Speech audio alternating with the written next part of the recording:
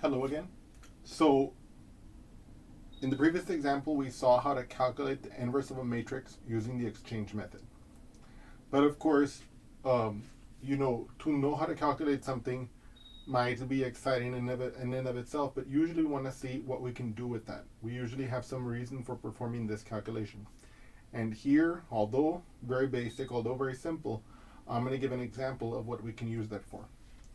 So schematically, let me outline what we're going to do. First of all, our goal is to solve this equation. Now, obviously, I know any one of you could easily solve this equation using substitution, right? Or using Gauss elimination or whatever.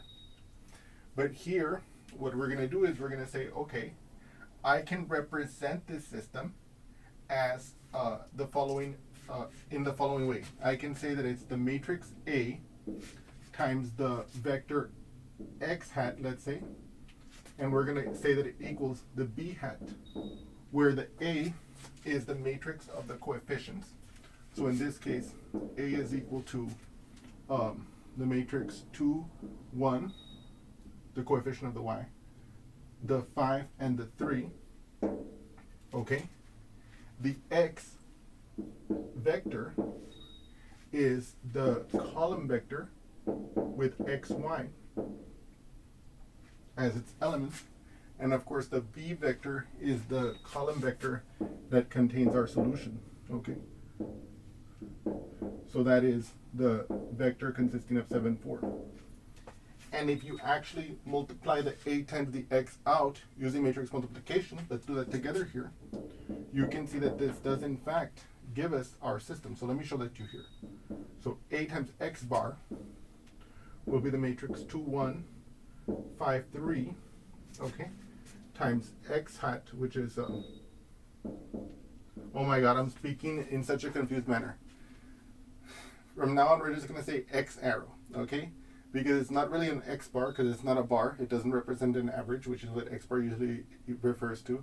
And it's not a hat, because it's not a hat. We could have used the notation for a hat, but we didn't. So we're just going to call it x arrow, okay, or we can call it the vector of unknowns, okay. Sorry about that. So now let's do this matrix multiplication. So it'll be this 2 times that x, which will give us 2x, plus the 1 times this y, which in this case will just be plus y. And then, to go to the next row, it'll be 5 times the x, which is the 5x, plus the 3 times the y. Let me walk you through that again. So let's look at that together. So it's 2 times the x plus 1 times the y, right? And that's the top piece. And then it's 5 times the x plus 3 times the y. That's the bottom piece, okay? If you notice, I always go across the row and down the column, okay? Now, if you notice, what does this equation say? This says that a x arrow is equal to b arrow. So that would imply that this vector, that this vector, or this column vector, is equal to this column vector, which of course requires that the 2x plus y equals 7, and that the 5x plus 3y equals 4, which is exactly what we see here, okay? So this does actually, so this matrix equation with these inputs represents this system of equations, okay? Okay, and now, so actually before we move forward, let me outline what our plan of solution is going to be. What we're going to do is we're going to apply, now remember, what does the inverse matrix do? The inverse matrix, let's call it A inverse for convenience, times the matrix A is the same thing as the matrix A times the matrix A inverse, okay? And this always equals to the identity matrix, okay? And the identity matrix is the square matrix whose diagonals are all 1 and and all the other members of which are 0, okay? So for example, in this case, the identity matrix for a 2 by 2, or let me say it, the 2 by 2 identity matrix will be like this: 1, 0, 0, 1, okay? And the most important fact about this is that the identity matrix times any vector, like for example, times, let's say,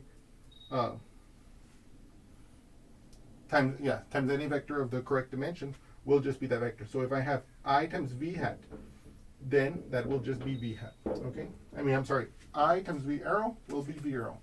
Okay? Provided, of course, that, like, let's say if this is a 2 by 2 identity matrix, this will be a column vector of dimension 2 with 2 elements. If this was a 3 by 3 identity matrix, this would have to be a vector of length 3, and of course, you know the rest. So, but remember, why am I proposing this problem? Because we learned how to calculate the inverse of matrix using the exchange method. So now, obviously, I know all of you can see what's about to happen. I'm going to claim, aha, I'm going to use the technique to get the A inverse. Then I'm going to multiply both sides of this by A inverse. And what's that going to give us? Well, it'll give us A inverse times A x arrow equals to A inverse B arrow, right? Now, obviously, so I'm multiplying A inverse times AX, right? So you can think of it as me applying this like this. But of course, it turns out that matrix multiplication is associative. So I can imagine that I'm multiplying the A inverse times the A first, okay? You will get the same result, okay? And of course, from our discussion, we know that the A inverse times the A will be the identity matrix. So I will get the identity matrix times X arrow, okay? And you can already see, aha, what does that tell us? The I times the X arrow is just the X arrow itself. In other words, what do our X and Y have to be to make the equation true? In other words, my solution, X arrow, will be my A inverse, the inverse matrix that we're going to calculate, times the B arrow, okay? And so that's basically what we're about to do, okay? So now after this brief introduction to like the outline of what we're going to do, which admittedly was quite long, but I'm hoping you guys enjoyed that and you guys like learned a little bit from that. We're going to proceed to actually calculating the A inverse. Okay, so let's do that together real quick. And I felt it was important for us to do that outline of what we're going to do first so that we can not get lost in the details, right? So we know exactly where we're going and why we're doing it that way. So the first thing we need to do is we need to make our exchange tableau. In this case, this is a 2 by 2 matrix, and I picked it so that this example would go quickly, or would go quicker rather, because that way it's more exciting. Or not more exciting, but like, we don't get too bogged down in the calculations. Right? We can see the logic behind what we're doing. So this is, of course, our initial exchange tableau for the matrix A. So now, what I'm going to do is, we remember that the way we get the inverse of a matrix using the exchange method is we interchange all the variables or vectors. Okay, in this case, the E1 and the F1. So in that case, I'm going to pick this to be my pivot, this 2. Okay? Okay. So if this is my pivot, then that means that we're going to place a star here basically as a placeholder. Basically what it means is that nothing needs to go there. Okay? And what we do is we take the other members of the pivotal row and we divide them by the pivot and then multiply by -1. So, and we place those here in the cellar row. So 1 divided by 2 is 1/2. We multiply by -1, that's -1/2. That goes here. Okay, and in this case it's very nice because that's it. Because there's only one other member of the pivotal row. So now this exchange tableau is ready for us to move to the next one. Okay? This exchange tableau, we will have interchanged the F1, or exchanged the F1 and the E1. The E2 is still there, and the F2 is still here. And now let us fill it in. What goes in the place of what was the pivot? The reciprocal of the pivot. So what's the reciprocal of 2? 1/2. What goes in the place of all the other members of the pivotal row? The elements of the cellar row. In this case, the only remaining pivotal row members are this one, and it's replaced with a negative 1/2 from the cellar row. Right? What happens to the rest of the pivotal column? The rest of the pivotal column is divided by the pivot. So what goes here? Well, this divided by the pivot, 5 divided by 2. And then what goes here? All the other members of the original exchange tableau are replaced by the product of the corresponding cellar row member, the corresponding pivotal column member, multiplied, then added to it. Okay? So in this case, I'm going to take the negative 1/2 times the 5. That gives me negative 5/2. And I'm going to add it to the 3. Now, 3 is the same as 6/2 because 6 divided by 2 is 3. So if I have negative 5/2 plus 6/2, I get 1/2. Okay? So this is our exchange tableau that is a consequence of exchanging the vectors E1 and F1, or the variables E1 and F1. Okay? Okay. Now, let us proceed. What pivot do we want to pick? Well, we obviously want to pick this one to be our pivot, and the reason for that is we want to exchange the E2 with the F2. Okay, and now let me also make a comment here. If this had actually been 0 at this point, then this matrix would have failed to be invertible because we could not exchange all the variables. And of course, there's lots of different ways of saying this. Lots of different equivalent conditions. But in plain language, if this had been a 0, and in this 2x2 case, we would have been unable to proceed with the inversion because the matrix would have failed to be invertible. Okay. So now let us proceed. We have chosen this to be our new pivot, again, because we want to interchange the E2 with the F2. So what do we do? Well, first of all, we divide the other pivot row members by the pivot and multiply by negative 1, and we place space in the cellar row underneath the pivot. Okay, let me restate that. We first start by placing a space underneath the pivot element in the cellar row. We can put a star there to help us know that we can't put anything there. Okay.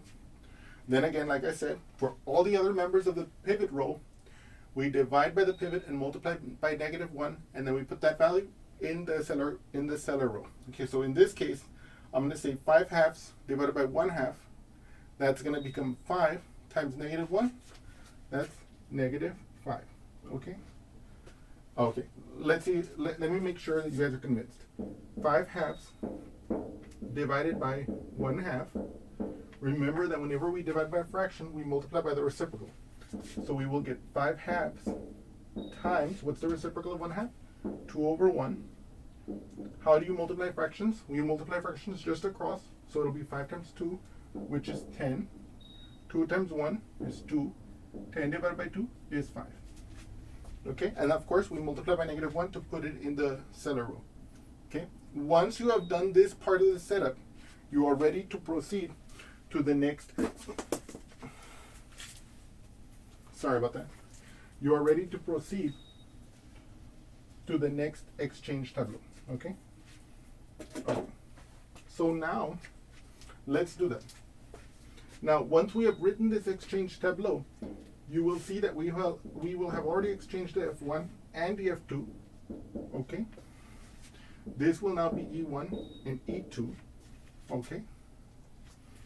And now all we have to do is fill it in. First things first. What are we going to fill in first? Well, the first thing we're going to fill in is we're going to fill in the location where the pivot was. And what are we going to put inside of it? The reciprocal of the pivot. What's the reciprocal of 1/2? 2. Right? Now, we replace the rest of what was the pivotal row in the prior exchange tableau with the cellar row. So in this case, in this location, we're going to put the negative 5. Okay? Now, we look at the rest of the pivotal column, and we take each. So for example, in this case, what goes here? Well, since it was part of the pivotal column, we take that value and we divide it by the pivot. Negative 1/2 divided by 1/2 is negative 1. And so that's what goes here. Finally, we need to know what goes here. Okay? Remember, what goes there is the product of the corresponding pivot column and cellar row added to what was in that location. In this case, we want to replace this one. So we're going to take that location and we're going to add to it the product of the corresponding cellar row and pivotal column. Let's do that together. What's negative 5 times negative 1/2? That's positive 5 halves. If we have 5 halves and we add it to 1/2, that gives us 6 halves. What is 6 halves? 6 halves is 3, and so that's what goes here. And so from our previous videos, you can see, aha, that means that we claim that our A inverse is that matrix in here, okay?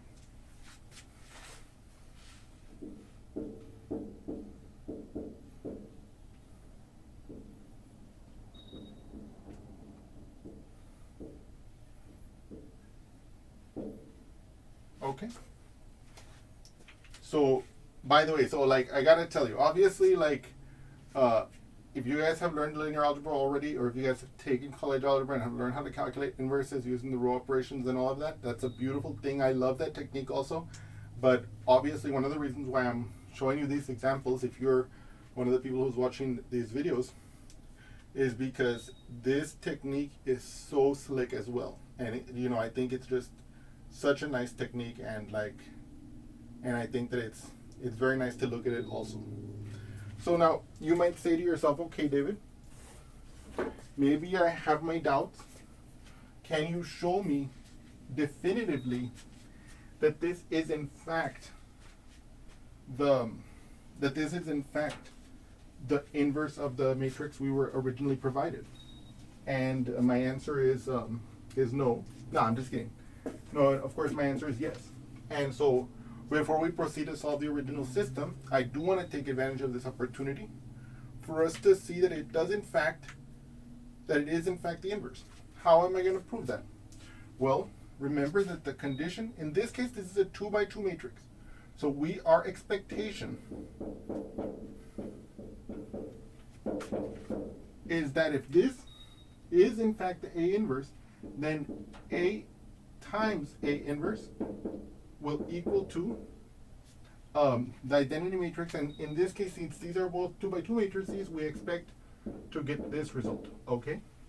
If they had been 3 by 3 matrices, that would have been a 3 by 3 with ones along the diagonal. If it had been a 4 by 4, etc., etc. You get the idea, okay?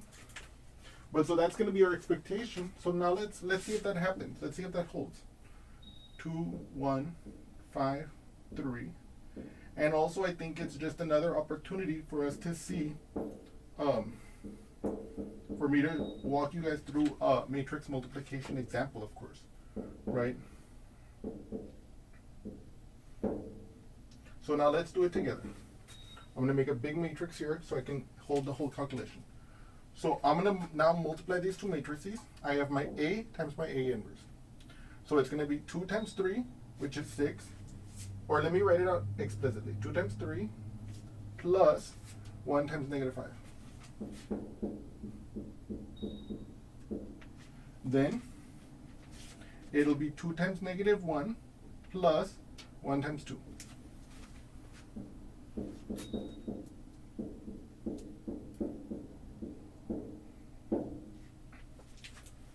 It will then be 5 times 3 is, well, it'll be 5 times 3 plus 3 times negative 5.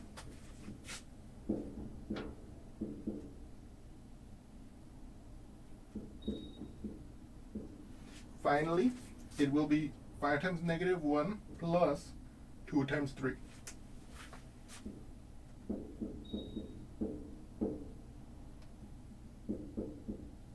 Okay. Now 2 times 3 is 6. 1 times negative 5 is negative 5. 6 plus negative 5 is the same thing as 6 minus 5. You can see that that is in fact 1. 2 times negative 1 is negative 2. 1 times 2 is 2. Negative 2 plus 2, that's 0. Boop, disappears. 5 times 3, that's 15. 3 times negative 5, that's negative 15. 15 plus negative 15, boop, 0. 5 times negative 1, that's negative 5. 2 times 3 is 6. Negative 5 plus 6, that's 1. So look at that. Look at that. What we have just shown here is that the matrix we got here is in fact the inverse. Okay? It is the inverse matrix for the A. So we are now finally able to solve our original system. If you recall from our discussion earlier, we stated that if we have the equation like this as a matrix, then our solution, our x arrow, is equal to our A inverse times our B arrow. Okay? So let's do that here. Let me write that down here.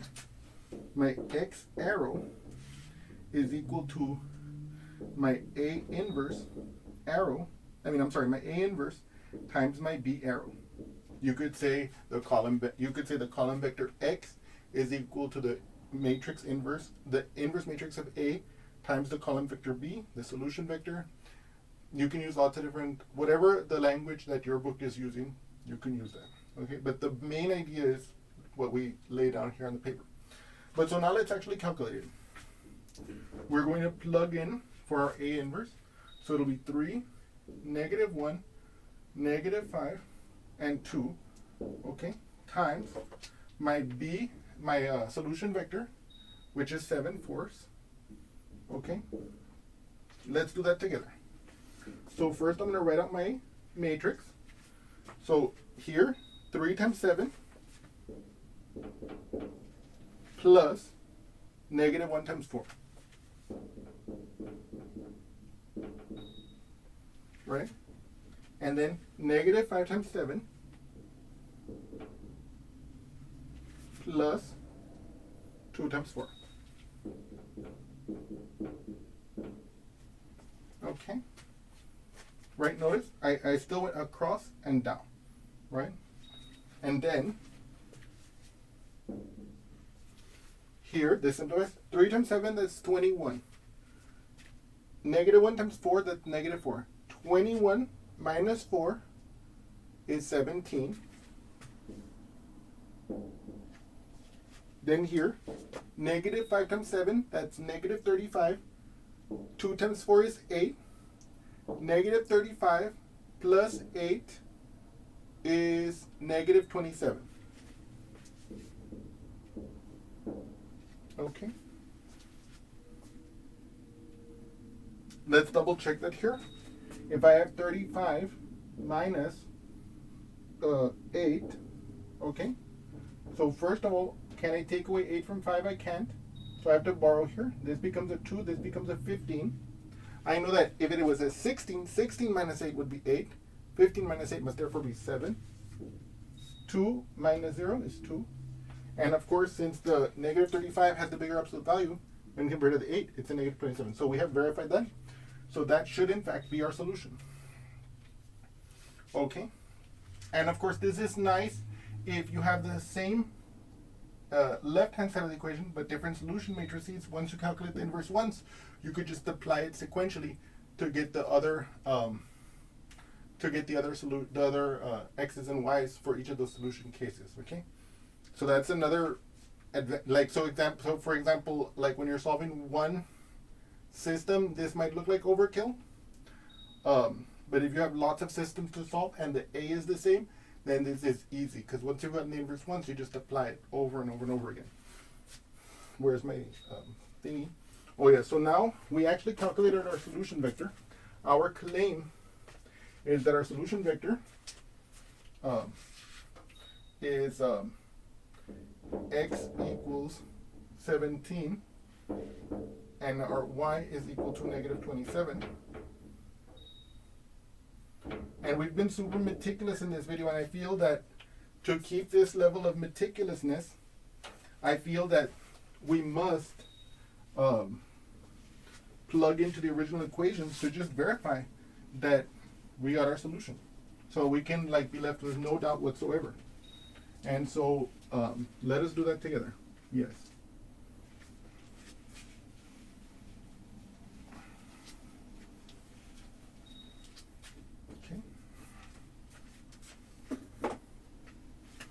So we're going to plug in. So I'm going to use my first equation. And I'm going to say 2 times 17 plus negative 27. What does that give me? 2 times 17 is 34. Plus minus becomes a minus 27. And you can see that that's going to be 7. Right? So that's true. Now let's try the second equation. And by the way, how do you call it? And of course, why are we testing it like this? Because of course the idea of a solution of a system of linear equations is any point or set of points that each make the equation, that make each equation in the system true simultaneously. Okay? So then here, 5 times my x, which is 17, plus 3 times my y, which is negative 27, what does that equal? 5 times 17 is 85. By the way, I just did that over here on the side. You didn't see it, but like I promised I did it. And you guys can, of course, do it on the side too. 3 times 27 is 81. But since it's 3 times negative 27, it'll be negative 81. When I'm going to add the negative 81, that becomes minus 81. And of course, you can see 85 minus 81, that's 4. So you can see finally that in fact, for sure, we got the solution. In any case, I hope you have enjoyed this example, and I look forward to seeing you again soon. Thank you so much.